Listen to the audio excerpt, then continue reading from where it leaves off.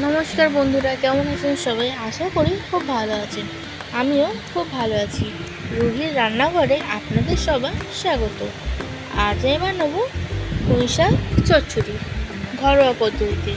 তার জন্য আমি গ্যাসের ওপর কড়াটা বসিয়ে দিয়ে দেবো হচ্ছে সর্ষের তেল। সর্ষের তেলটা যখন গরম হয়ে আসবে দিয়ে দেবো 2টো শুকনো লঙ্কা আর একটা তেজপাতা আর 5 ফোড়ন দিয়ে তারপর তুলে দেবো হচ্ছে পেঁয়াজগুলো। আমি কিন্তু 2টো পেঁয়াজ লম্বা লম্বা করে কুচিয়ে নিয়েছি। পেঁয়াজগুলো যখন ব্রাউন হয়ে আসবে তখন তুলে দেবো হচ্ছে কেটে রাখা সবজিগুলো। এখানে নিয়েছি হচ্ছে আলু, কুমড়ো আর পুঁই শাকের ডাঁটা। ভালো মতন নাড়ি চাড়িয়ে নিয়ে ঢাকা দিয়ে দেবো একটু ভাজা ভাজা হওয়ার জন্য। এরপর ঢাকা খুলে দিয়ে দেবো হচ্ছে স্বাদ মতন নুন দিয়ে আবার জিনিসটাকে একটু ভালো করে নাড়িয়ে নেবো। নেওয়ার পর ওর মধ্যে তুলে দেবো হচ্ছে 3 চামচ আদা রসুন বাটা দিয়ে আবার জিনিসটাকে ভালো মতন কষিয়ে নেবো যাতে না আদা রসুনের গন্ধটা একটু বেরোয়।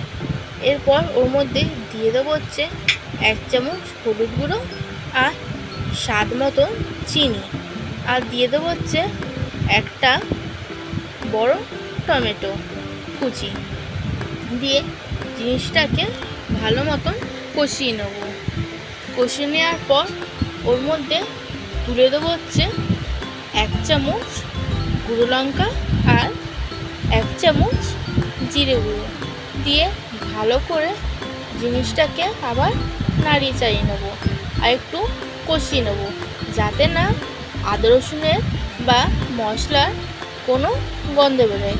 আপনারা কিন্তু যেমন ঝাল খাবেন লঙ্কা গুঁড়োটা কিন্তু ঠিক তেমনই দেবেন। এরপর কষিয়ে নেওয়ার পর ভালো মতন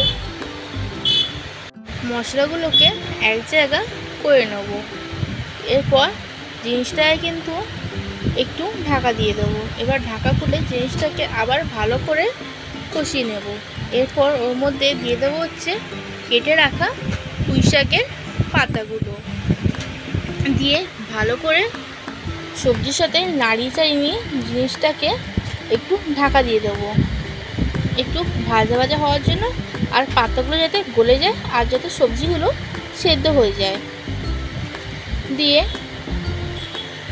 1.5 কাপ জল দিয়ে কিন্তু আমি জিনিসটাকে ঢাকা দিয়ে দেবো। আপনারা কিন্তু আমার ভিডিও দেখছেন না আর কমেন্টও করছেন না, যান তাড়াতাড়ি গিয়ে ভিডিওটা দেখুন আর ঝটপট করে কমেন্ট করুন যে রান্নাগুলো কেমন হয়েছে। এরপর জিনিসটাকে ভালো করে আমি কিন্তু নাড়ি ছাড়িয়ে নিয়ে দেখুন পাতাগুলো কিন্তু আমি এক জায়গা করে নিয়েছি।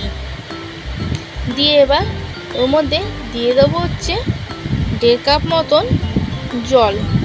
জল দিয়ে একটু ভালো করে নাড়িয়ে চাড়িয়ে নিয়ে ঢাকা দিয়ে দেবো একটু যাতে ঝোলটা একটু ফুটে আসে। ঝোলটা শুকিয়ে এলেই যখন দেখবেন একদম সবজিগুলো এরম শুকিয়ে এসেছে তখনই ভাবেন আপনাদের পুঁই শাক চচ্চড়ি রেডি। ভিডিওটি ভালো লাগলে like, comment, share and subscribe করতে ভুলবেন না। আর পুঁই শাক চচ্চড়িটা দেখুন দেখতেই কিন্তু খুব সুন্দর লাগছে। আজকের জন্য টাটা।